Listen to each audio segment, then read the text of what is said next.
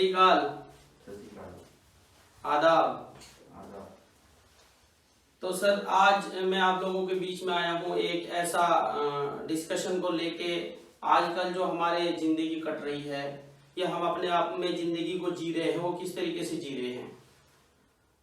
और आजकल जो ये कोरोना महामारी के बीच में देख लीजिए, हर आदमी परेशान है काम को लेके। हर आदमी काम को लेके परेशान है, महंगाई को लेके परेशान है, लेकिन हर आदमी जो है अपने इनकम को बढ़ाने के लिए परेशान नहीं है।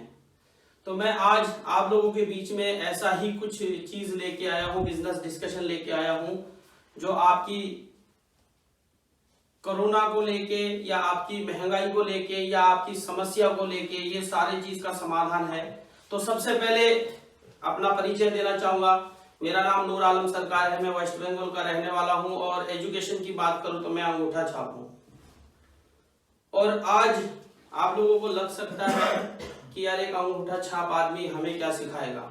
मैं सिखाने के लिए नहीं आया हूं, ना मेरे पास सिखाने लायक कुछ चीज है, लेकिन मैं आप लोगों के बीच में एक ऐसा बिजनेस मॉडल लेके आया हूं, एक ऐसा चीज लेके आया हूं। हो सकता है कि जैसे मेरी जिंदगी को चेंज किया गया है, मेरी जिंदगी जैसा चेंज होता जा रहा है, हो सकता है कि मेरी बातों से आपकी जिंदगी बहुत चेंज हो जाए।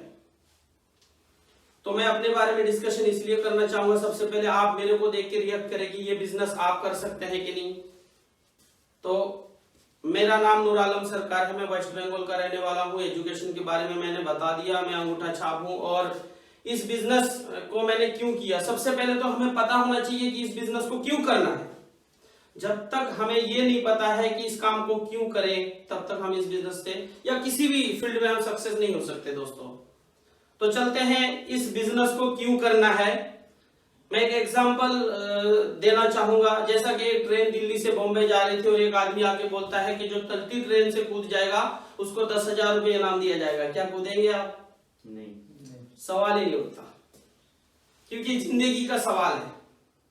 थोड़ी देर बाद ट्रेन की स्पीड 100 से ऊपर हो जाती है और वो बंदा बोलता है कि मैं 10,000 नहीं, आपको 1,00,000 रुपए इनाम दूंगा। क्या आप चलती ट्रेन से कूदेंगे?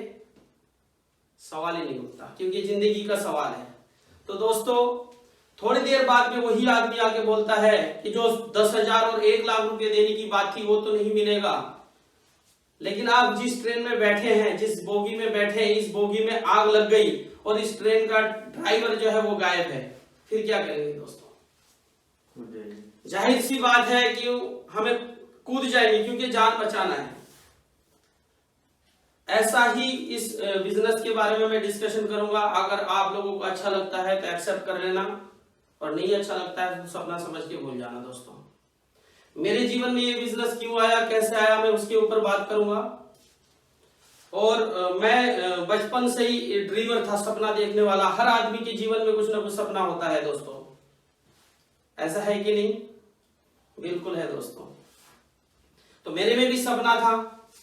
हमारे गांव में एक रोड चलती थी, उबड़ खबड़ रोड। उस रोड में एक गाड़ी चलती थी और उस गाड़ी में लोग लटक लटक के चलते थे। और मुझे लगा कि मेरी जिंदगी में मैं ट्रैवल एजेंसी का मालिक बनूंगा और ऐसे गाड़ी चलवाऊंगा, ताकि मेरे को कमाई का एक जरिया मिल जाए, एक रास्ता मिल जाए। तो मेरे बचपन में ये ड्रीम था, सपना था। क्या सपना देखने से पूरा हो जाएगा?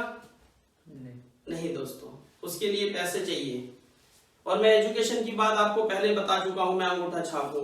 और पढ़ाई मेरी क्यों नहीं हुई इसके बारे में बताना चाहूंगा, क्योंकि मेरे पिताजी का एक हाथ नहीं है और बचपन में मेरी हालत इतनी खराब थी, हमारे परिवार इतना जर्जर अवस्था में थे कि कभी कभी हमें भूखा भी सोना पड़ गया। कारण क्या है?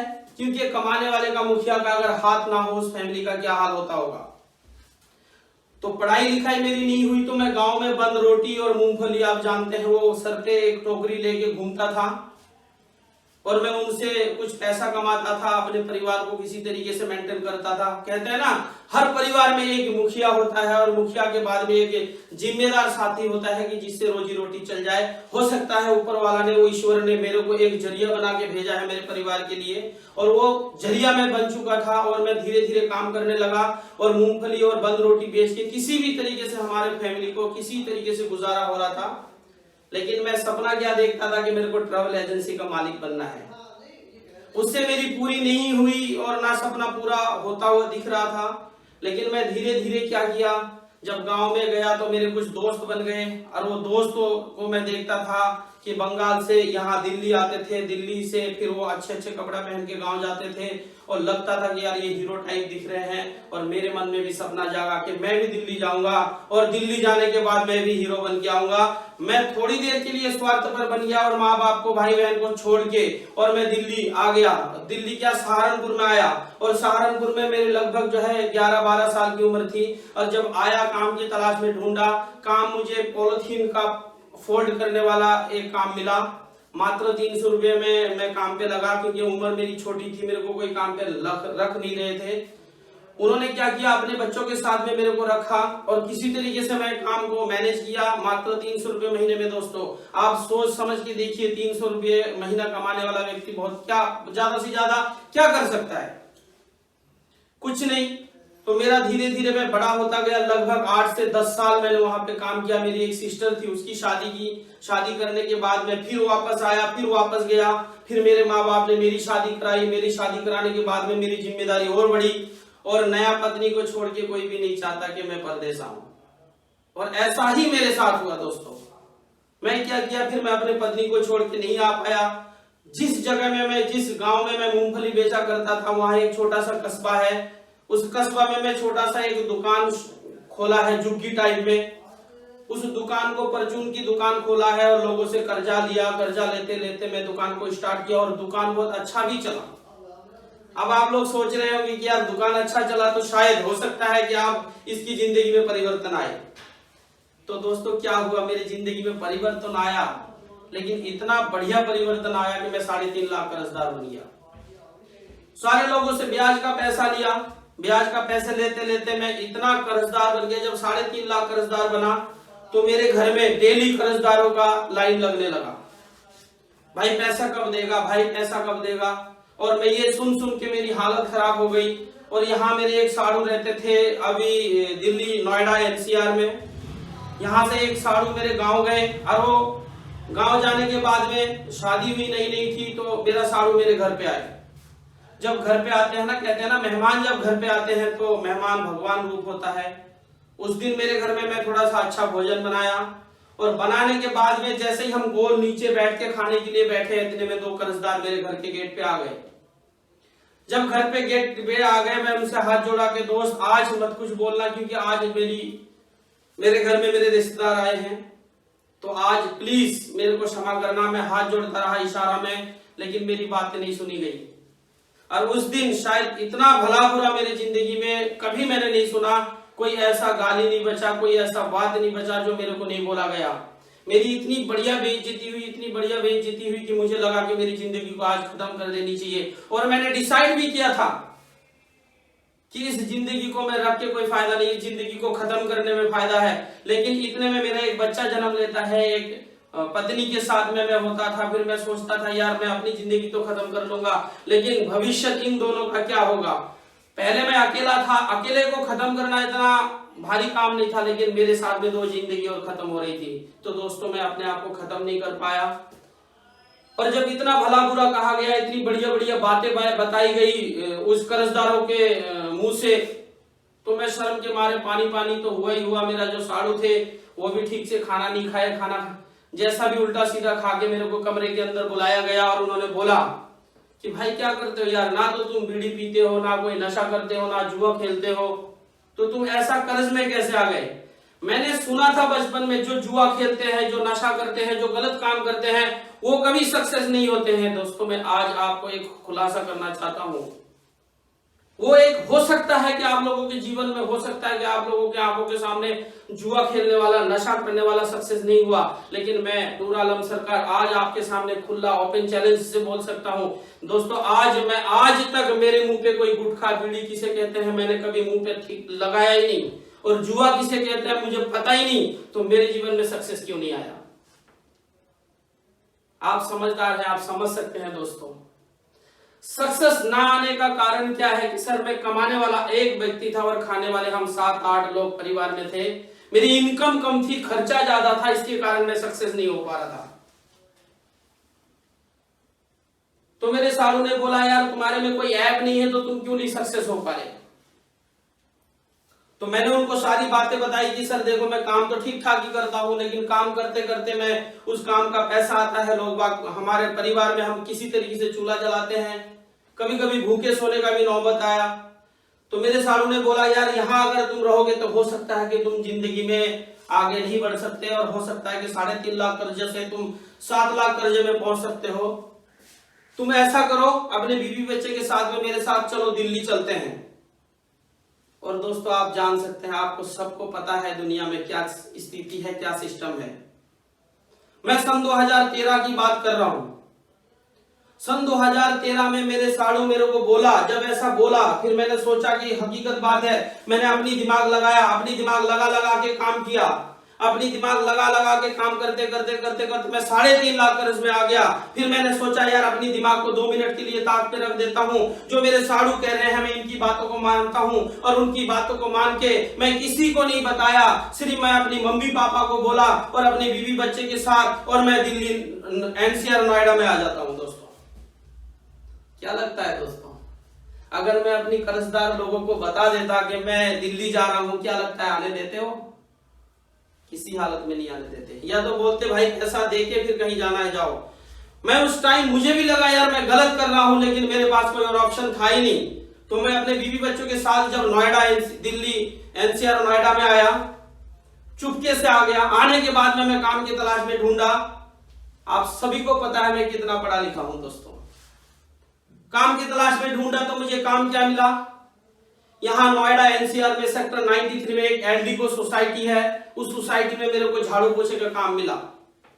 जब मैं सोसाइटी के अंदर घुसा, जब मेरे हाथ में एक सुपली और एक झाड़ू ला के दे देता है कोई इंसान, मेरे सारे सपना चकनाचूर हो जाता है, और मैं सोचने पे मजबूर हो जाता हूं बेटा तूने जो वो सपना बनाया था ट्रैवल एजेंसी का मालिक बनने के लिए, शायद वो सपना तेरे बस में कभी हो ही नहीं सकता पूरा।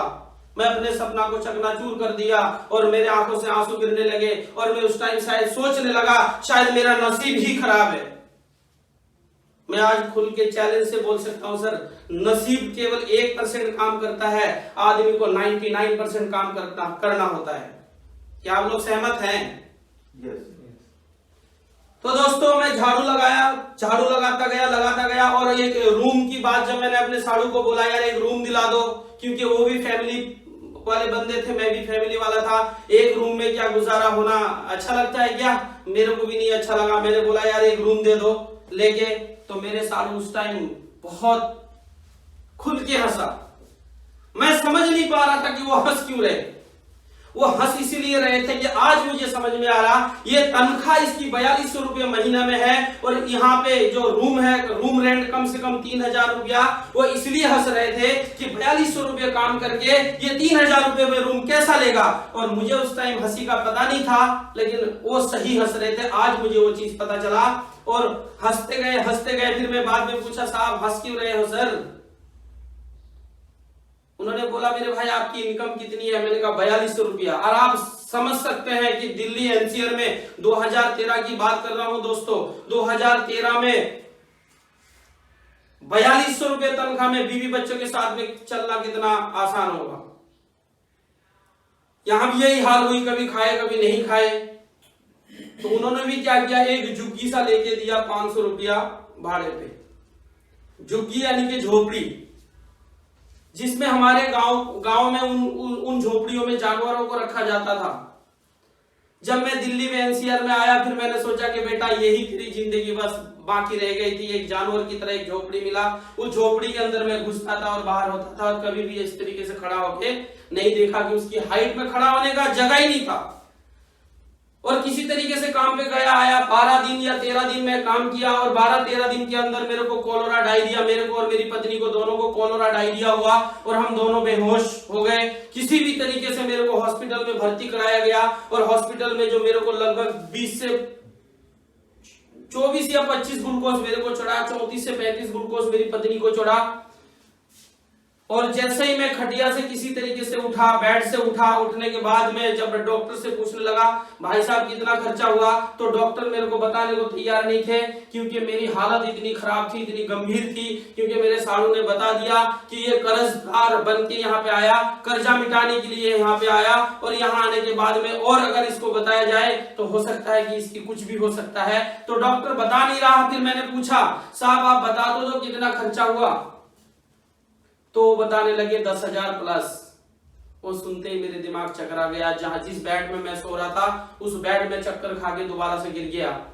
अब सोच के देखो दोस्तों, जहां से मैं आया बंगाल से, यहां आने के बाद मैं कर्जा मिटाने के लिए आया था, और कर्जा मिटाने के लिए आया और कर्जा तो मिटा नहीं, और यहां आके फिर 10,000 कर्जदार बन गया। मैंने सोचा कि यार नसीब, पक्का मेरा नसीब खराब है।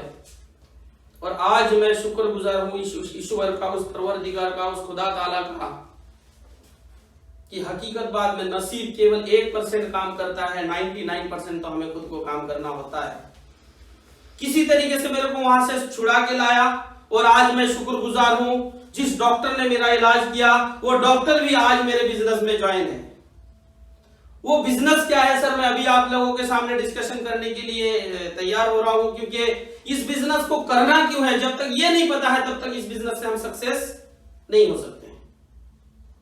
क्या मानते हैं इस बात को? तो सर जैसे मेरे को छुड़ा के लाया, मेरे को बोला गया कि आपको रेस्ट करना पड़ेगा 1 हफ्ता, 8 से 10 दिन। मेरे दिमाग में क्या था कि यार मेरे को कर्जा चुकाना है। मैं 8-10 दिन रेस्ट नहीं किया सर। अगले दिन चला गया और मैं झाड़ू लगा रहा था, और झाड़ू कम लगा रहा था। मेरे दिमाग में एक ही चीज थी, हे ऊपर वाला, हे ईश्वर, मेरे को कुछ ऐसा काम दे दे, हे खुदा ताला मेरे को कुछ ऐसा काम दे, एक्स्ट्रा काम दे, कि मैं लोगों का कर्जा मिटा सकूं और मैं दुनिया में कुछ कर जाऊं। और ऐसे ही झाड़ू कम लगाता था और सोचता था ज्यादा। 1-2 दिन बीता, और 1-2 दिन बीतने के बाद मैं अपने यार दोस्तों से पूछने लगा, यार मेरे को कुछ काम बताओ। क्या लगता है दोस्तों, झाड़ू पोछा करने वाले बीए पास तो होगा नहीं, सारे मेरे जैसे ही लोग थे दोस्तों। जैसा मैं था वैसा ही मेरे दोस्त लोग थे, तो उन लोगों ने भी मेरे को कुछ ज्यादा बड़ा सलाह नहीं दे पाए, लेकिन उनमें से 2-4 दोस्त ये चीज बता दिया कि भाई तू ये काम क्यों नहीं कर लेता, 8 घंटा ड्यूटी कर रहा है, पर बाकी टाइम क्या कर रहा है।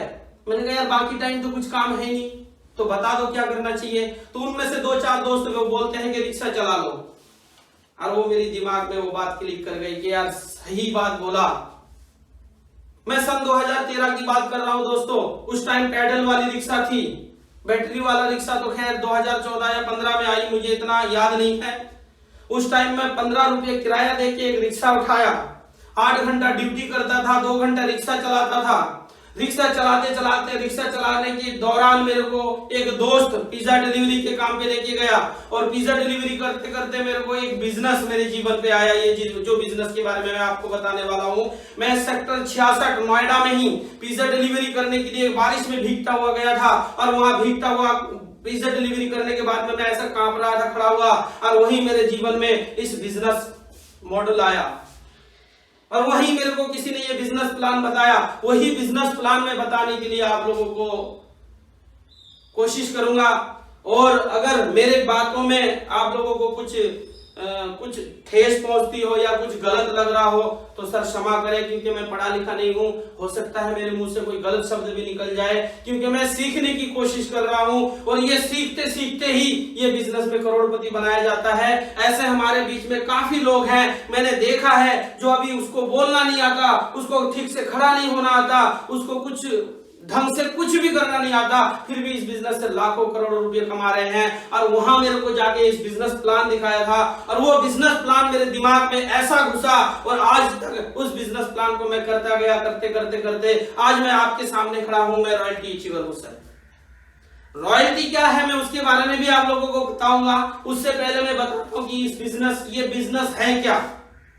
अभी तक तो मैंने 15 मिनट शायद अपने बारे में बता दिया।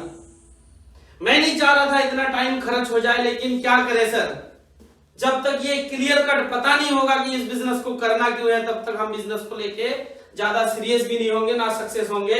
तो मुझे उस महान शख्सियत ने एक ही चीज बताया था, इस दुनिया में 2 कैटेगरी के लोग हैं।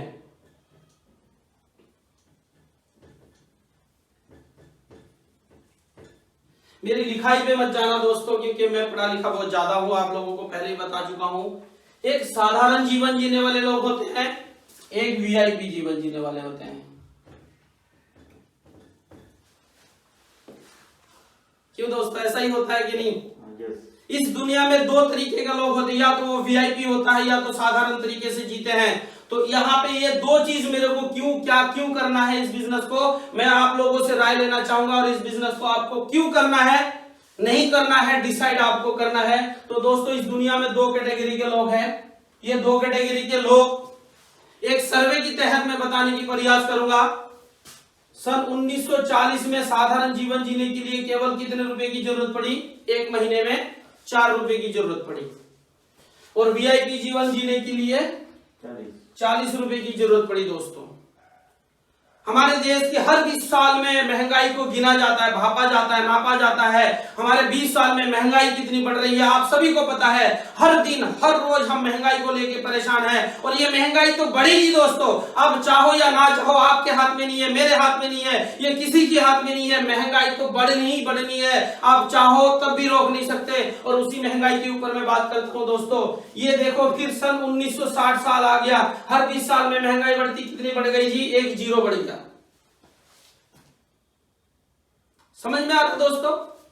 तो दूसरा क्या हुआ, वीआईपी वालों के लिए भी सेम कहानी, इधर भी 1 जीरो बढ़ गया। फिर 20 साल गुजरता है, सन 1980 आ जाता है। सन 1980 में मेरी जन्म नहीं हुई थी, फिर भी मैं एक कैलकुलेशन के तहत बताना पसंद करता हूं और बताता भी हूं, क्योंकि मेरे सीनियर साथी ने मेरे को यही चीज सिखाया। फिर महंगाई बढ़ती है, कितनी बढ़ती है? 1 जीरो और बढ़ जाता है। सेम कहानी ऐसा ही है, इनका भी 1 जीरो बढ़ जाता है। फिर 20 साल गुजरता है, 20 साल के बाद में फिर महंगाई बढ़ती है। देखते हैं दोस्तों कितनी बढ़ती है। सन 2000 आप सभी ने जिया और मैंने भी जिया, फिर महंगाई बढ़ी। साधारण लोगों के लिए कितनी की इनकम की जरूरत पड़ी? 4000 दोस्तों। आप समझदार हैं, आप समझ सकते हैं सन 2000 में 4000 कमाने वालों के पास कार मेंटेन नहीं होती थी, क्योंकि उस दौर में मैं भी जी रहा था और मुझे भी पता है कि सन 2000 में 4000 रुपए की कोई वैल्यू नहीं थी। एक साधारण आदमी सही तरीके से जी नहीं पाता था, क्योंकि हम अपने आप को किसी तरीके से मेंटेन करते थे, मैनेज करते थे। ऐसा ही कहानी वीआईपी वालों के साथ में हुआ। वीआईपी वालों को 40,000 की जरूरत पड़ी। आप सहमत हैं दोस्तों? आप अपने दिमाग से मिला लेना, आप अपने दिल से पूछ लेना ऐसा है कि नहीं है। फिर 20 साल गुजरता है दोस्तों, अब सन 2021 चल रहा है। कितना चल रहा है? आप सभी को पता है कि हम सन 2021 में कदम रख चुके हैं। तो मैं मानता हूं 20 साल और गुजर गया, सन 2020। यहां महंगाई बढ़ के कितनी हो गई सर? 40,000। और मैं अगर कैलकुलेशन करके देखूंगा तो 80% लोग, 80 छोड़िए दोस्तों, 90% लोग इस 40,000 से नीचे हैं।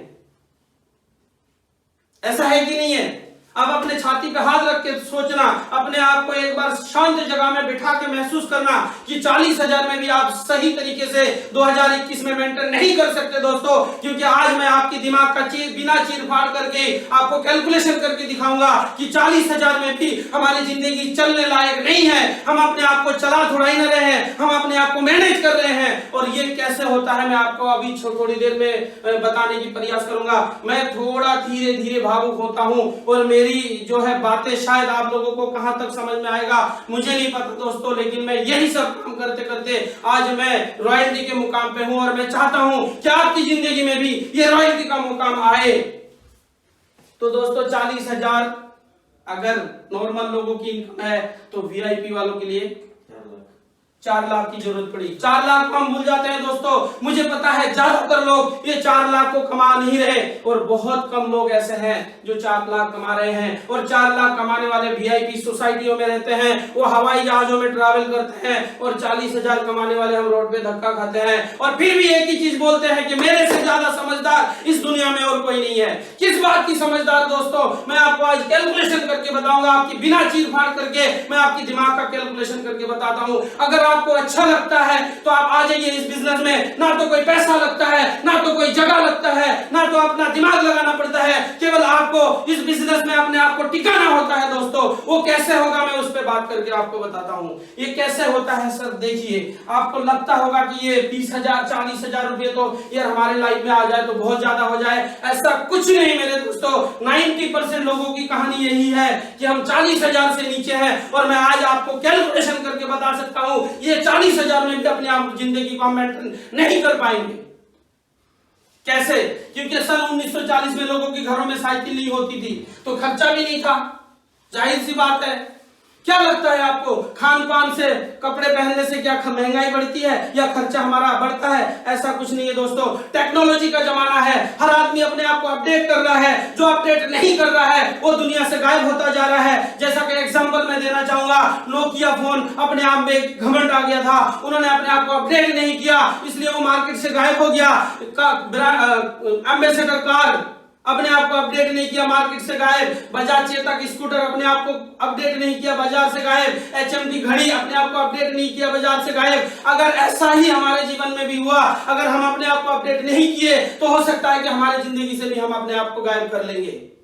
कैसे? क्योंकि साइकिल नहीं होती थी तो खर्चा भी नहीं होता था, क्योंकि हम मार्केट में नहीं जाते थे इसलिए हमारा खर्चा भी नहीं होता था। अब धीरे धीरे सन 1940 में लोगों के घरों में साइकिल आ गई, खर्चा बढ़ गया। सन 1980 में लोगों के घरों में टेलीविजन आ गया। कौन सा? ब्लैक एंड व्हाइट टीवी, जो एक बार लगा दो और एंटेना सेट कर दो वो बिना खर्चे का चलता रहता है। ऐसा है कि नहीं? ऐसा ही है दोस्तों। और फिर क्या हुआ, सन 2000 में सेट टॉप बॉक्स आ गया। सेट टॉप बॉक्स आया, सेट टॉप बॉक्स क्या बिना पैसे का चलता है? जब तक उसको रिचार्ज नहीं करोगे तब तक वो चलेगा नहीं। तो हमारा खर्चा बढ़ा कि नहीं बढ़ा?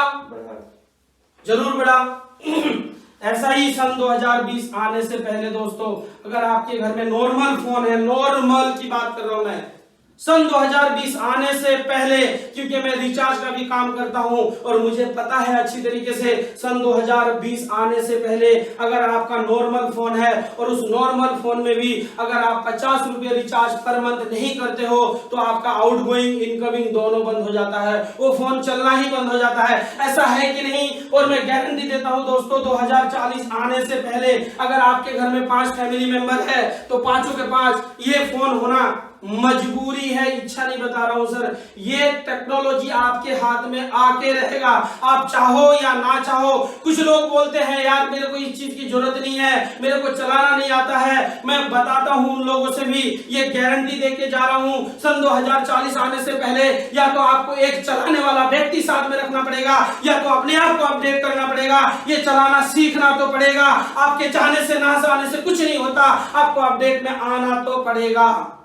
तो क्यों ना हम अपने आप को अपडेटिंग पहले से ही कर ले दोस्तों। क्यों? क्योंकि आपको पता है 2040 आने से पहले आपकी इनकम 40,000 तो छोड़ो मेरे दोस्तों, 80,000 में भी मेंटेन करना मुश्किल हो जाएगा। आप मुझे बता के सोच के देखो, अगर एक फोन का कीमत ज्यादा नहीं अगर 10,000 रुपये भी होता है और आपके फैमिली में 5 मेंबर है, कितना दोस्तों? 5 मेंबर है और एक फोन की कीमत 10,000 होता है, तो आप सोच के देखो एक मिनट, 5 फोन की कीमत कितना होता है? 50,000 रुपया। और आपकी इनकम कितनी है दोस्तों?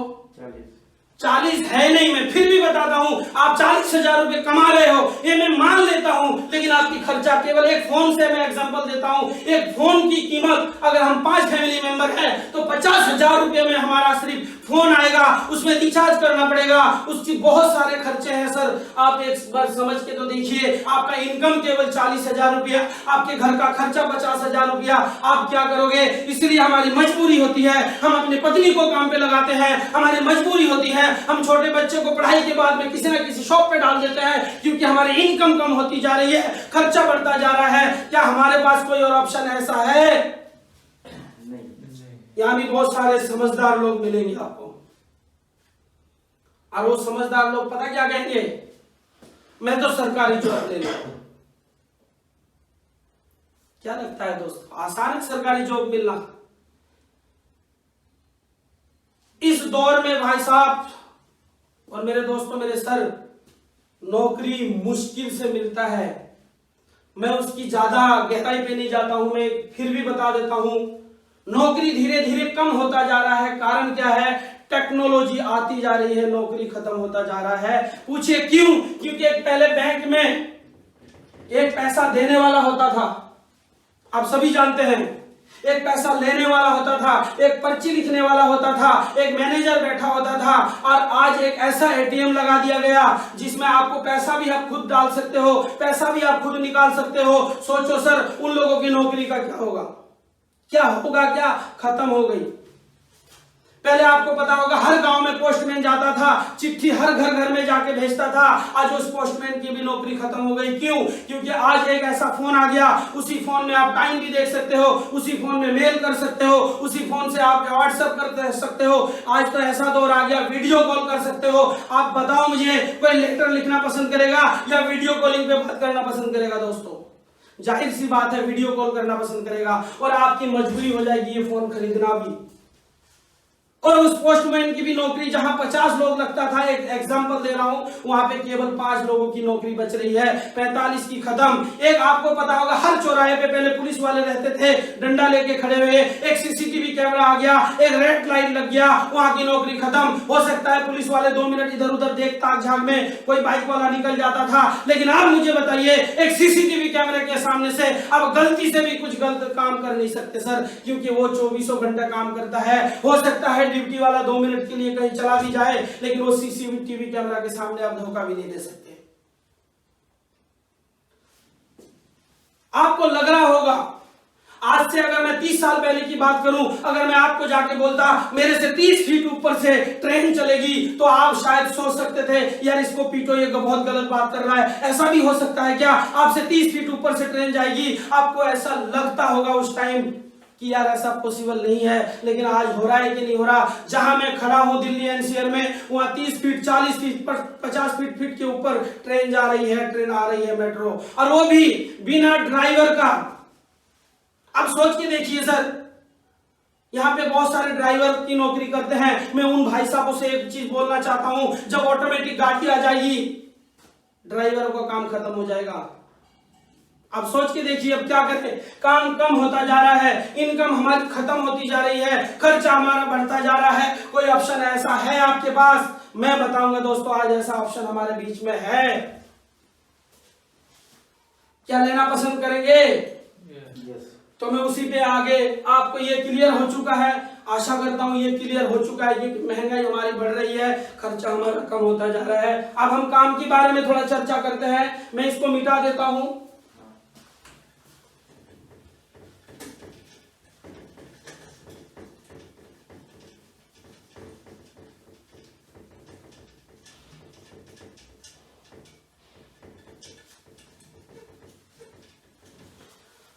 अब हम आते हैं दोस्तों काम के बारे में। इस दुनिया में काम भी केवल, दुनिया का मैं नहीं कह सकता, भारत में कह सकता हूं, इस भारत में केवल 3 तरीके का काम आज से पहले भी चलता था, आज भी चलता है और आगे भी शायद चलता जाए। वो काम के बारे में पहले हम चलते हैं, काम का चर्चा करते हैं। ये काम क्या था? ए, बी, सी, और चौथा काम मैं बताने वाला हूं आपको, जिस काम का नाम है डी। क्लियर आ रहा है? ये डी काम क्या है सर? और ये 3 कैटेगरी के लोग इस दुनिया में पहले से ही हैं। अब अपने आप को आंक लेना, आप कौन से इस कैटेगरी में आते हैं।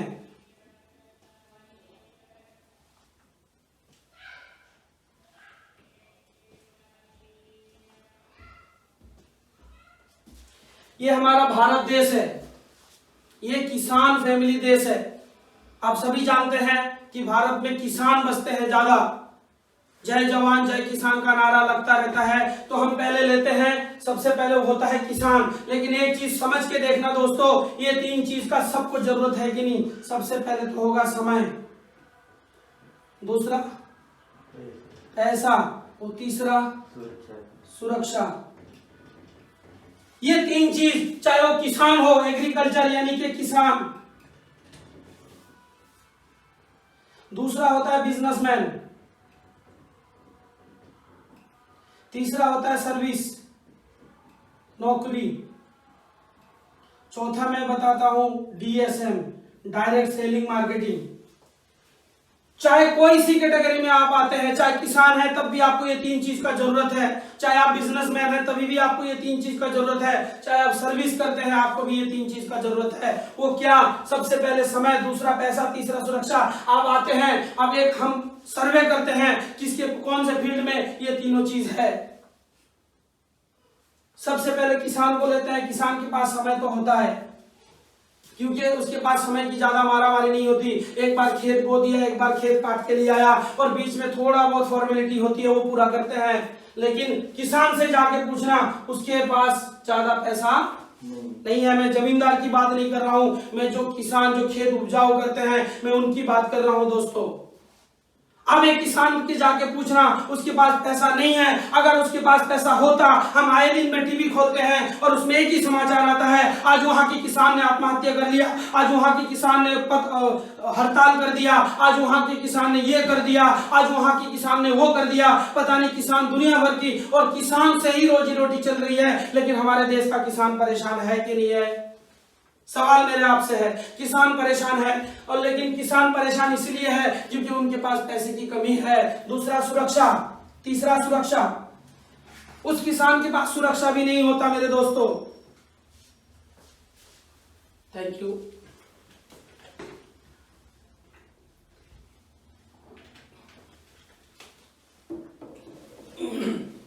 किसान के पास सुरक्षा भी नहीं होता। दूसरा लेते हैं बिजनेसमैन।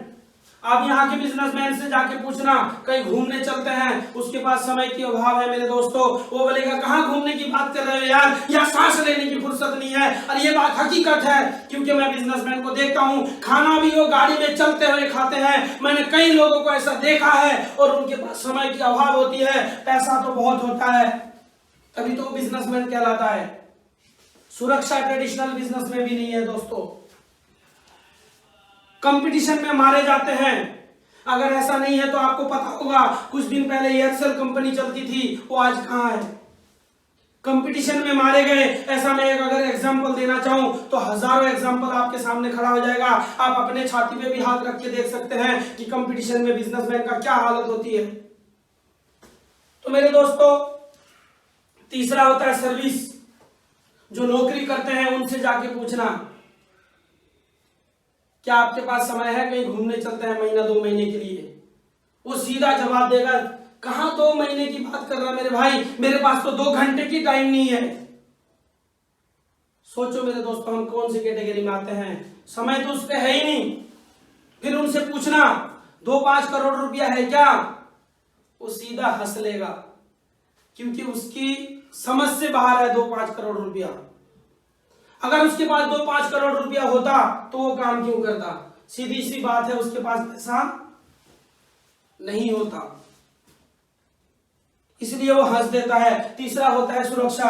सुरक्षा तो कहीं से कहीं तक उसको नजर आता ही नहीं। आप सभी नौकरी करने वाले, आप अपने आप में पूछना, सवाल करना, जहां आप काम करते हो वहां अगर आप 1 महीना या कुछ खुदा ना खास्ता आपके साथ कोई दुर्घटना घट जाता है, आपके परिवार को वो पालेगा? नहीं पालेगा दोस्तों।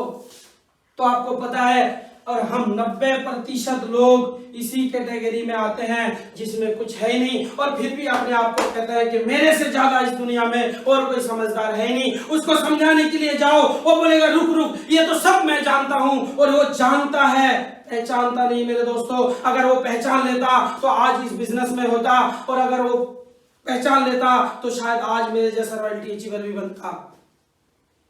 तीसरा आते हैं सर, जिसको कहते हैं डीएसएम। चौथा, मैं उसके बारे में आपको जानकारी देने की प्रयास करूंगा। इसके पास समय तो बहुत होता है। मैं एग्जांपल देता हूं, मेरे पास 100 घंटे पर डे है। आदमी के पास 24 घंटे से ज्यादा टाइम है ही नहीं। मैं आपको गारंटी देता हूं, जो नेटवर्क मार्केटिंग में काम करते हैं उनके पास दिन में 1-1 हजार घंटे भी होते हैं। मैं अपने आप को एग्जांपल खड़ा करके आपको बताना चाहूंगा, मेरे पास पर डे 100 घंटे टाइम है। क्या आपके पास ऐसा है? तो जवाब आएगा नहीं है। मैं आपको वो भी प्रूव करके दिखा दूंगा कि मेरे पास 100 घंटे कैसा है। दूसरा, पैसे की बात करूं, मैं काम करूं या ना करूं, मैं ज्यादा तो नहीं कहता हूं, फिर भी मेरे पास पर डे, एक एग्जांपल देना चाहता हूं, पर डे 500 से ज्यादा है। वैसे तो मेरे पास ज्यादा आता है, मैं कम से कम बताता हूं। मेरे पास मैं काम करूं तब भी 500 आएगा, ना काम करूं तब भी 500 आएगा, और ये 500 से 600 कब हो जाएगा, जब मेरे नीचे कोई और बिजनेस करने लग जाएगा। 700 होगा, 800 होगा, 900 होगा, 1000 होगा, 1200 होगा, 1500 होगा, 2000 होगा, 5000 होगा, 10,000 होगा, 20,000 होगा। पर डे इनकम करने की जगह बन जाएगी, मैं काम करूं या ना करूं। और मैं सबसे बड़ी बात है इस सुरक्षा की बात करूं, मैं दुनिया में रहूं तब भी पैसा आएगा, मैं दुनिया में ना रहूं तब भी पैसा आएगा, क्योंकि मैं अभी 3% रॉयल्टी में हूं। और मेरे नीचे जितने भी हमने ये नेटवर्क बना रखा है, इस नेटवर्क में जब जब कोई आदमी सामान खरीदता है तब तब मेरे घर में पैसा रॉयल्टी के रूप में आता है। वो है क्या, वो होगा कैसे, मैं आपको 2 मिनट में क्लियर करना चाहूंगा। ये 4 काम आपके सामने में आया है, 2 3 4, ये 4 काम में कौन सा काम पसंद करेंगे? जाहिर सी बात है आपका यस इसमें आएगा कि चौथा काम मैं करना पसंद करूंगा। हो सकता है कि आपके दिमाग में ये भी हो सकता होगा ये चौथा काम करने के लिए पता नहीं क्या करना पड़ेगा। मेरे दोस्तों घबराइए मत, कुछ नहीं करना पड़ेगा, सिर्फ वो काम हम बचपन से ही करते आ रहे हैं, वो बात एक अलग है। कोई अगर अभी कपड़ा पहनना चालू कर दिया तो उसके लिए बिजनेस नहीं है, कोई अगर आज से नमक खाना चालू किया तो वो बिजनेस उसके लिए नहीं है, कोई अगर आज से तेल साबुन शैम्पू लगाना चालू किया तो उसके लिए ये बिजनेस नहीं है। क्योंकि मुझे पता है जब आदमी पैदा होता है, एक बच्चा जब पैदा होता है, सबसे पहला वो खाना पीना तो बाद में मांगता है, सबसे पहले कपड़ा मांगता है, और हमारी कंपनी का पहला प्रोडक्ट है वो है कपड़ा। क्यों दोस्तों आपको लग रहा होगा यार ये कौन सी अजीब बात बता रहा है, आपको यहाँ समय भी ज्यादा नहीं लगाना है, पैसे की जरूरत नहीं है, जगह की जरूरत नहीं है, आपको इन्वेस्टमेंट नहीं करना है, और फिर भी आप लाखों करोड़ों रुपए कमा सकते हैं दोस्तों। तो क्या आप चाहते हैं? मुझे पता है कि आप चाहते हैं, इसलिए मैं आपको आगे की कार्रवाई बताने की प्रयास करता हूं। ये काम में सब कुछ मिलता है, ये कैसे पॉसिबल है, इस पे हम बात करते हैं। तो हम सर सारे बचपन से सबसे पहले हम कोई भी इंसान साधारण इंसान क्या करते हैं, हम काम किसी भी फील्ड में, कोई गाड़ी चलाता है, कोई ऑफिस बॉय है, कोई क्या है, कोई क्या है, चाहे कितने बड़ा आप कुछ ना कुछ काम तो करते हैं। काम के बदले में हमें क्या मिलता है? पैसा मिलता है कि नहीं दोस्तों? yes. आप सभी को पता है कि काम के बदले में पैसा मिलता है, और काम के बदले में जो पैसा मिलता है, कोई भी ऐसा इंसान नहीं है कि उस पैसे को हम दाल रोटी की तरह खा लेते हैं, ऐसा नहीं है। पैसा को हम खर्चा करते हैं। क्या करते हैं दोस्तों? खर्चा। खर्चा कहाँ करते हैं? किसी दुकान पे जाते हैं, एक दुकान पे जाते हैं और उस दुकान पे हमारा नाम होता है कस्टमर। और कस्टमर का फुल फॉर्म मैं आपको बताना चाहूंगा। हम तो चौड़ा होके जाते हैं, कस्टमर बन के आए हैं, लेकिन फुल फॉर्म जिस दिन मुझे पता चला उस दिन मैं पानी पानी हो गया शर्म के मारे। ये हकीकत बात है सर। कस्टमर उसे ही कहते हैं जो कष्ट से मरते हैं, कस्टमर। और कस्टमर बन के हम कुछ भी सामान खरीदते हैं तो सबसे पहले हम रिटेल शॉप के पास जाते हैं। रिटेल शॉप सामान नहीं बनाता, वो होलसेलर के पास जाता है। होलसेलर माल नहीं बनाता, वो डिस्ट्रिक्ट डीलर के पास जाता है। डिस्ट्रिक्ट डीलर माल नहीं बनाता, वो जाता है उससे बड़े, जिसको हम कहते हैं कैरिंग फॉरवर्डिंग एजेंट। और एजेंट भी माल नहीं बनाता, माल बनाती कौन है? कंपनी। और कंपनी माल बनाने के बाद में हमें पता कैसे चलता है दोस्तों? कुछ भी सामान कंपनी में पहले बनती है तो सबसे पहले हमारे दिमाग में एक झूठ का डब्बा बिठा दिया जाता है, जिसको हम कहते हैं कि सफेद झूठ बोलते हैं। समझ रहे हैं दोस्तों? सफेद झूठ। अब सफेद झूठ कौन बोलता है दोस्तों? हमारे कंपनी में कुछ भी सामान बनता है तो सबसे पहले किसी भी कंपनी का आप देख लेना, एड प्रचार आता है, और प्रचार करने वाला 99% झूठ बोलता है दोस्तों। अभी मैंने बोला था सफेद झूठ। कैसे? क्योंकि कुछ दिन पहले मैंने एक एडवर्टाइज देखा, 99% झूठ कैसे बोलते हैं? थम्स अप पी के समुद्र में कूद जाता है। ऐसा हो सकता है क्या दोस्तों? जो थम्स अप पी के समुद्र में कूद जाता है उस बंदे को बुला के लाइए, मैं एक पेटी थम्स अप का बोतल देता हूं, वो पी के समुद्र में नहीं 4 मंजिल से कूद के नीचे दिखा दे, मैं मान जाऊं। ऐसा नहीं होता मेरे दोस्तों, ये झूठ बोलते हैं, और झूठ बोलने का लाखों करोड़ों रुपए लेते हैं कि नहीं? अब एक चीज सोच के देखिए, कंपनी में कुछ भी सामान बनता है, आप 100 रुपए में कुछ भी सामान खरीदते हैं तो क्या ये 100 में लाके 100 में दे देगा? नहीं। ऐसा होता है? ऐसा नहीं होता। मैं एग्जांपल देता हूँ, ये 10 रुपये तो कमाया होगा, कोई कम कोई ज्यादा जरूर कमाता है। मैं मानता हूँ ये भी 10 रुपये कमा लिया होगा, ये भी 10 रुपये कमा लिया होगा, और ये भी 10 रुपये कमा लिए होंगे। और एडवर्टाइज में सबसे ज्यादा पैसा खर्चा होता है दोस्तों। मैं मानता हूँ यहाँ भी 10% पैसा खर्चा हुआ, और ये माल बना कितने में था? 40 रुपये में। अब ये 40 का माल हमारे पास आते आते कितने हो गए दोस्तों? 100 रुपये। आप सोच के देखो, ये जो बीच में लोग हैं, ये कोई हमारा रिश्तेदार तो है नहीं, लेकिन आप सोच के देखो 50% पैसा कहां चला गया? बीच में। पैसा आपका है दोस्तों, निर्णय आपको करना है। मेरे चाहने से ये पैसा नहीं रुकेगा।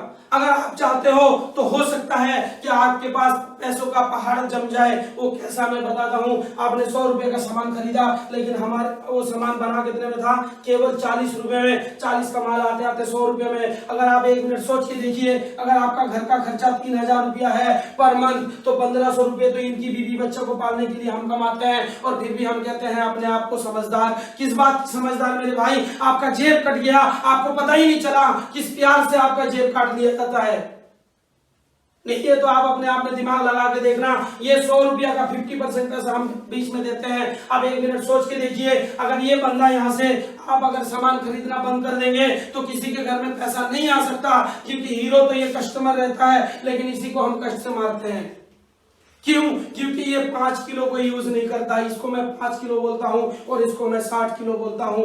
जो 5 किलो को यूज करता है वो हवाई जहाजों में घूम रहा है, जो 60 किलो को यूज कर रहा है वो गधे की तरह रोडों में घूमता है। मेरी बातों का गलत अंदाजा मत ले जाना दोस्तों। क्यों मैं गधा इसलिए बोला? देखना आप, गधे के पीठ में बहुत सारा बोझ चढ़ाया जाता है और पीछे से उसको लट मारा जाता है। सबसे अगर मेहनत कोई करता है वो गधा करता है, लेकिन आजकल उस गधे का कोई वैल्यू नहीं है। इसी तरीके से हमारे जीवन में भी कुछ ऐसा ही। मैं आपको ये नहीं बोलना चाह रहा हूं कि बस मेरी मुंह से निकल जाती है सब बातें। काम दुनिया में, काम तो सबसे ज्यादा हम करते हैं, लेकिन हमारा कोई वैल्यू नहीं है। अब 1 मिनट सोच के देखो, अगर ये कंपनी यहां से हट जाए तो हम भी माल नहीं मिलेगा, हम भी भूखे मरेंगे, है कि नहीं दोस्तों? अच्छा, तो मेन रोल कंपनी का और मेन रोल कस्टमर का। तो ये बीच में जो लोग आ रहे हैं ये क्या कर रहे हैं? कुछ भी नहीं दोस्तों। तो हमारे कंपनी ने बोला क्यों ना यार इस मेन आदमी को हम अमीर बनाने के लिए एक सिस्टम बनाते हैं। सिस्टम के बारे में बताऊं, इसको छोड़ूंगा तो सीधा नीचे ही जाएगा। और हवाई जहाज, हेलीकॉप्टर आप देखते होंगे वो कई फीट, कई हजार फीट ऊपर उड़ रहा है। क्यों? क्योंकि वहां एक सिस्टम लग गया है और उस सिस्टम की वजह से 17 टन वजन को भी हवा में उड़ाया जा सकता है। हमारे कंपनी का मालिक, हमारे कंपनी का जन्मदाता, भाग्य विदाता, मैं चाहूंगा उनके सम्मान के लिए एक बार मैं नाम लेना चाहूंगा। मिस्टर त्रिलोक चंद छाबड़ा जी ने एक सिस्टम बनाया। वो सन 1977 में उन्होंने कपड़े की व्यवसाय शुरू किया था भीलवाड़ा राजस्थान में, और अगस्त सन 2000 में उन्होंने एक सिस्टम बनाया, जिस सिस्टम के बारे में आपको मैं बताने वाला हूं। उन्होंने बोला कि सामान मैं बनाता हूं, पहले भी बनाती थी, आज भी बनाऊंगी और आगे भी आने वाला समय भी मैं बनाती रहूंगी, लेकिन ये रास्ता मेरे को गलत लगा, इसलिए इसका नाम हमने दे दिया WCM। WCM का फुल फॉर्म होता है रॉन्ग कॉन्सेप्ट मार्केटिंग। तो राइट क्या है दोस्तों? हमारे कंपनी ने बोला 40 रुपए के सामान मैं पहले भी बनाती थी, आज भी बनाऊंगी, लेकिन ये रॉन्ग तरीके से मैं माल को नहीं बेचूंगी, क्योंकि 3000 का पैसा 1500 रुपये बीच में जा रहा है, ये 1500 रुपये मुझे नहीं देना है। उन्होंने बोला कि सीधा राजस्थान, कंपनी का जन्म भीलवाड़ा राजस्थान में हुआ। इन्होंने बोला राजस्थान से 1 कदम मैं आपके शहर में आके रिटेल शॉप खोल दूंगी ये वाला।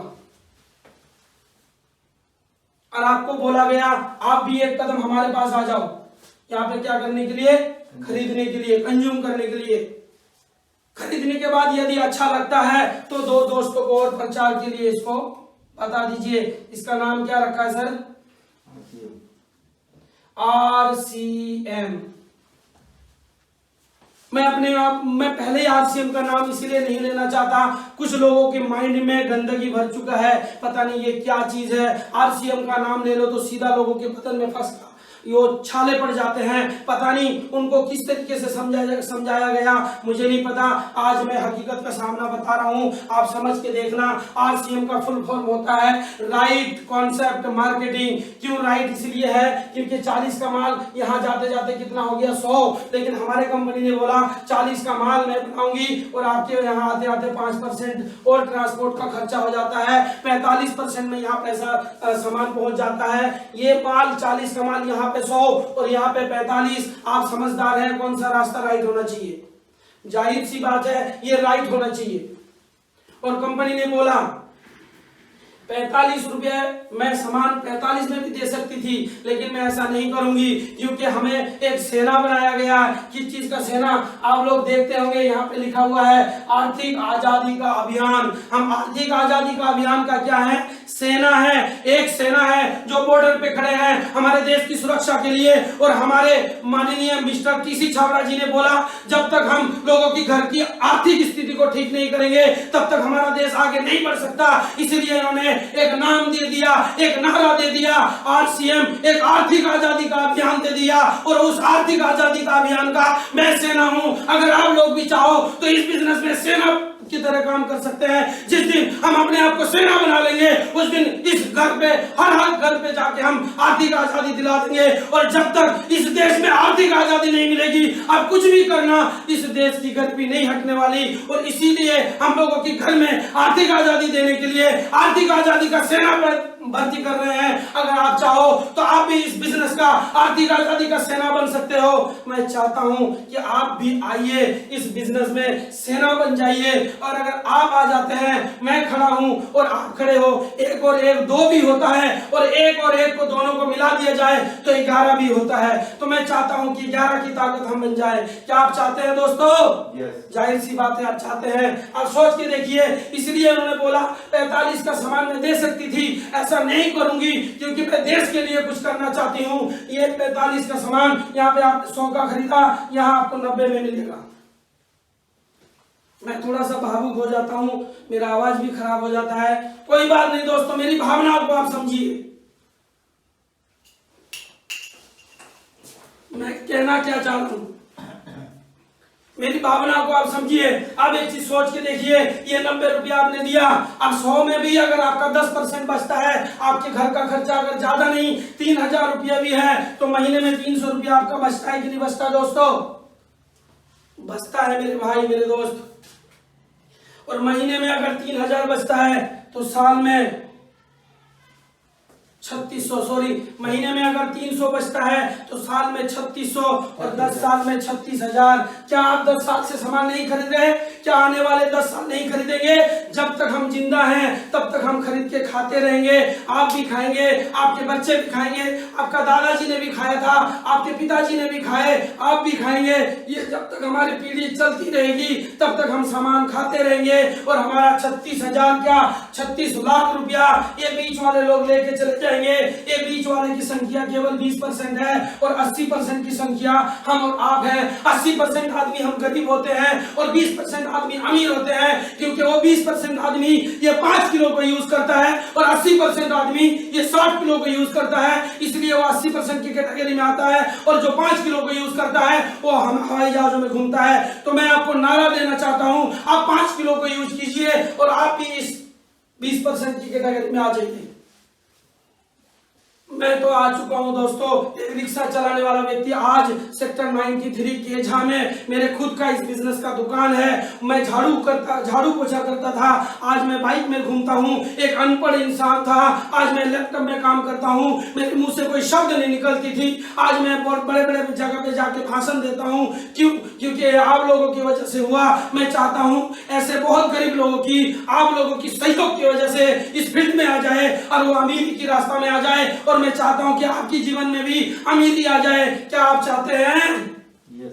आशा करता हूं चाहते हैं। अब एक मिनट सोच के देखिए, ये तो 36,000 बचेगा ही बचेगा, लेकिन एक चीज सोच के देखिए, ये जो 90 रुपया हमने दिया, ये 90 रुपये बीच में कोई है क्या? नहीं है दोस्तों। ये 90 रुपये कोई लेने वाला नहीं है, ये पैसा सीधा कंपनी के पास पहुंच जाती है।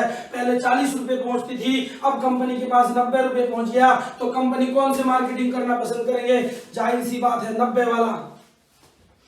पहले 40 मिलती थी, अब 90 मिलने लगा, केवल एक सिस्टम को चेंज करने की वजह से। दोस्तों आप सोच के देखिए, ये 90 रुपए चाहती थी तो कंपनी रख सकती थी, क्योंकि यहाँ भी आपने 100 रुपया दिया, कोई किसी को पैसा लौटाता नहीं मेरे दोस्तों। लेकिन एक मिनट सोच के देखिए, ये हमारे भाग्य विधाता मिस्टर टीसी छाबड़ा जी ने बोला, आपने मेरे को 90 रुपये दिया, मेरे को 90 की लालच नहीं है, मेरे को तो केवल 45 रुपए की लालच थी, मैं 45 रुपया अपना वापस ले लूंगी। 90 में से 45 माइनस कर दिया तो 45% पैसा बचता है कि नहीं बचता है? ये 45% पैसा यानी कि 50% पैसा ये बीच वाले लोग खा रहे थे कि नहीं खा रहे थे? पैसा आपका है दोस्तों, निर्णय आपको करना है, 45% पैसा देना है या 45% पैसा वापस लेना है, निर्णय आपको करना है। हमारी कंपनी ने बोला, अगर हम इन 20% को यहाँ से बीच में से हटा देते हैं और एक सिस्टम के तहत हम अगर इस सिस्टम में आ जाते हैं तो हम 45% का भागीदार यानी कि 50% का भागीदार हम बन जाते हैं। क्या आप चाहते हैं 50% का भागीदार बनना? यस। तो आपकी आवाज आएगा यस, बनना चाहते हैं। तो ये जगह थोड़ा शॉर्ट हो गया, मैं समझ नहीं पाया, तो मैं आगे और कोशिश करूंगा आपको अच्छी तरीके से बताने के लिए। लेकिन ये 45% की भागीदारी लेने के लिए क्या करना होगा दोस्तों? केवल यहाँ ज्वाइनिंग फ्री है, ज्वाइनिंग में कोई चार्ज नहीं लगता। किसी भी कंपनी में आप चले जाइए, आप भर्ती लेने जाएंगे तो आपको भर्ती फीस देना होगा। एक ऐसी लोती कंपनी, एक ऐसा लोता कंपनी का मालिक इन्होंने निर्णय ले लिया, क्योंकि एक रिक्शा चलाने वाले को अमीर बनाना है, इनका निर्णय है, इसलिए इन्होंने बोला मैं आदमी को, गरीब आदमी को अमीर बनाना चाहता हूं, इसलिए ज्वाइनिंग फ्री कर दिया गया है, बिल्कुल फ्री। आप एक बच्चे को स्कूल में दाखिला दिलाने जाओगे, वहां भी आपको फीस अदा करना होगा। आप किसी कंपनी में काम सीखने जाओगे, वहां भी आपको फीस अदा करना होगा। लेकिन एक ऐसा कंपनी हमारे बीच में आ चुका है, ये बोलता है ना तो आपको फीस देना है, ना तो आपको कुछ देना है, केवल इसमें ज्वाइनिंग लेनी है। ज्वाइनिंग इसमें बिल्कुल फ्री है दोस्तों। फ्री क्या है? आपको ज्वाइनिंग के लिए एक आधार कार्ड या इंडियन गवर्नमेंट की कोई भी एक सरकारी दस्तावेज आपको देना है। दूसरा क्या है? Pan card. किसी कारण अगर आपका पैन कार्ड नहीं बना है तो आप बाद में भी अपडेट करा सकते हो। तीसरा क्या है? आपको एक फोटो देना है मुस्कुराता हुआ, क्योंकि हम करोड़पति बनाना चाहते हैं दोस्तों।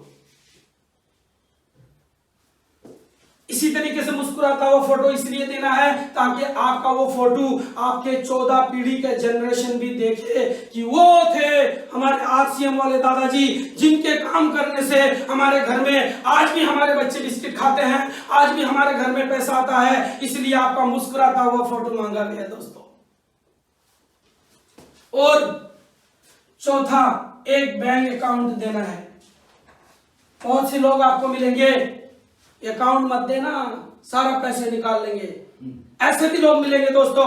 ऐसा हो सकता है क्या? मेरे सारे अकाउंट नंबर मैं आपको देता हूं, ले जाइए। ऐसा नहीं होता मेरे दोस्तों। क्यों? क्योंकि ये 45% पैसा आपके अकाउंट में देंगे कंपनी, क्योंकि कंपनी राजस्थान की है, कोई बंगाल से बिलोंग करता है, कोई यूपी से करता है, कोई बिहार से करता है। अब कंपनी के हर घर में जाके वो 45% पैसा बांटेगी नहीं, इसलिए आपसे बैंक अकाउंट मांगा जाता है। ये 4 चीज आप दे देते हैं तो ज्वाइनिंग आपकी बिल्कुल फ्री लग जाती है। लेकिन आपने निर्णय लिया है कि इस बिजनेस में मुझे काम करना है, इसलिए कंपनी ने बोला केवल और केवल मात्र और मात्र 1000 का सामान खरीदना है। क्यों? क्योंकि हमारा बिजनेस में सामान मिलता है। क्या मिलता है? नमक, मिर्ची, हल्दी, धनिया, साबुन, सरफ, लगभग 400 से 500 प्रोडक्ट हमारी कंपनी का है। आपको ये खरीदना है केवल मात्र कितने का? 1000 का। तो ज्वाइनिंग फ्री हुआ कि नहीं हुआ दोस्तों? वो भी आपको 1200 से 1400 रुपए का सामान लगभग 1000 में मिलेगा। तुरंत का तुरंत आपको 200 रुपए की छूट मिलेगी और साथ में आपको लगभग 50 से 60 रुपए आपके बैंक खाते में भी ट्रांसफर होगा। ऐसा कोई दूसरा कंपनी का काम है तो बताइए दोस्तों।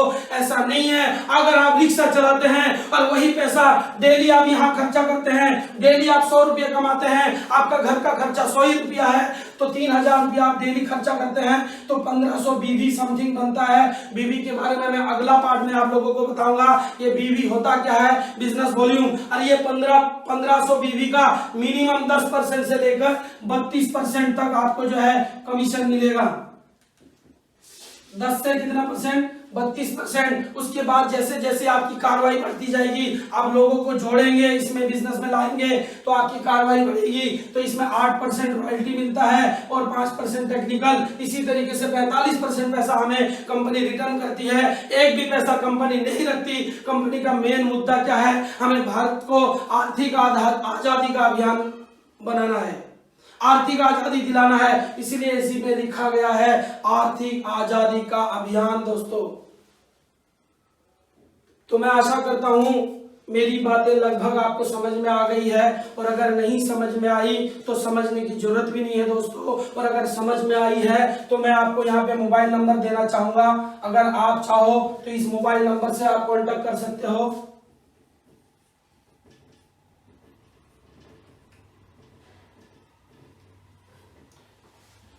आपका नंबर बताइए।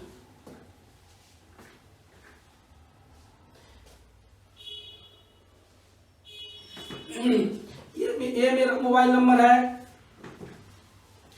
9871229096 9871229096। ये मेरा कांटेक्ट नंबर है, आप कांटेक्ट कर सकते हैं। नहीं तो आपके आसपास में कोई भी आरसीएम का व्यक्ति हो, आरसीएम करता हुआ हो, उसके साथ आप संपर्क करना, वो आपको सारे चीज दोबारा से क्लियर करेंगे। आप उनके साथ भी जुड़ सकते हो दोस्तों, क्योंकि ये कंपनी हिंदुस्तान में फैली हुई है। पूरा हिंदुस्तान में आप जहां भी हैं आप वहां ज्वाइनिंग ले सकते हैं। और अगर आप कांटेक्ट करते हैं, कांटेक्ट से भी आप ज्वाइनिंग ले सकते हैं। आपकी ज्वाइनिंग हम यहां से बैठ के लगा सकते हैं। आप जिस शहर में हैं उसी शहर में आप सामान खरीद सकते हैं और लोगों को आप बतला सकते हैं, और वहां से आपका बिजनेस स्टार्ट हो जाता है। एक नंबर और देता हूं, जो मेरे साथ में मेरे एक साथी मेरे को कोऑपरेट कर रहे हैं, उनका नाम है मिस्टर ललित धनगर जी। उनका नंबर मैं देना चाहूंगा 8285556131। आप इनसे भी कांटेक्ट कर सकते हैं, आप इनसे भी कांटेक्ट करके आप जुड़ सकते हैं। बाकी आप जिस शहर में हैं वहां कोई भी आरसीएम का डिस्ट्रीब्यूटर हो, आप उसके साथ आप बातचीत करके ज्वाइनिंग कर सकते हैं। ज्वाइनिंग का कोई चार्ज नहीं लगता। आज की बात मैं यही समाप्त करना चाहूंगा दोस्तों। अगर मेरी मुंह से कभी गलती से कोई गलत शब्द निकल गया तो मैं आप लोगों से क्षमा चाहता हूं दोस्तों। और अगर मेरी बातों से आपको थोड़ा सा भी अच्छा लगा तो आप आइए, मिलके इस काम को हम आगे बढ़ाते हैं। और इस बिजनेस में आपको फूड सप्लीमेंट भी मिलेगा, और वो भी कौन सा food supplement, Guinness world record में नाम दर्ज है, न्यूट्रीचार्ज। तो मैं चाहूंगा, मैं नारा देना चाहूंगा लास्ट में, मेरा चार्ज न्यूट्रीचार्ज। और आपके पास ऐसा एक प्रोडक्ट है जो आज तक हिंदुस्तान के कोई भी नहीं सोचा। देखिए, हर आदमी सोचता है, हर आदमी चाहता है कि हम यार मच्छी मटन ये सब बंद करवा दें, लेकिन किसी ने ये नहीं सोचा कि पहले हम इसका विकल्प लेके आए। अगर हम इसका विकल्प लेके आते हैं तो ऑटोमेटिक मच्छी मटन चिकन ये सब बंद हो जाएगा। इसी तरीके का हमारे एक बहुत अच्छा प्रोडक्ट हमारे बीच में आया हुआ है, जो आप चिकन की तरह बनाएंगे तो चिकन की तरह लगेगा, मटन की तरह बनाएंगे तो मटन की तरीके से लगेगा। और अगर हम लोगों की टेस्ट को बदल देते हैं दोस्तों, तो हमें लोगों को कहना नहीं पड़ेगा कि आप जीभ हत्या क्यों कर रहे हैं, ऑटोमेटिक जीभ हत्या कम हो जाएगा। तो हम अच्छे प्रोडक्ट के साथ में काम कर रहे हैं दोस्तों। अगर आप चाहो तो आप भी इस आर्थिक आजादी का सेना बन सकते हो। तो मैं चाहूंगा आप आइए, कांटेक्ट कीजिए, और हम आर्थिक आजादी के आगे हम कदम बढ़ा देते हैं। यही बात बोल के मैं अपनी बातों को यही विराम देना चाहूंगा। जय आरसीएम, जय हिंद, जय भारत।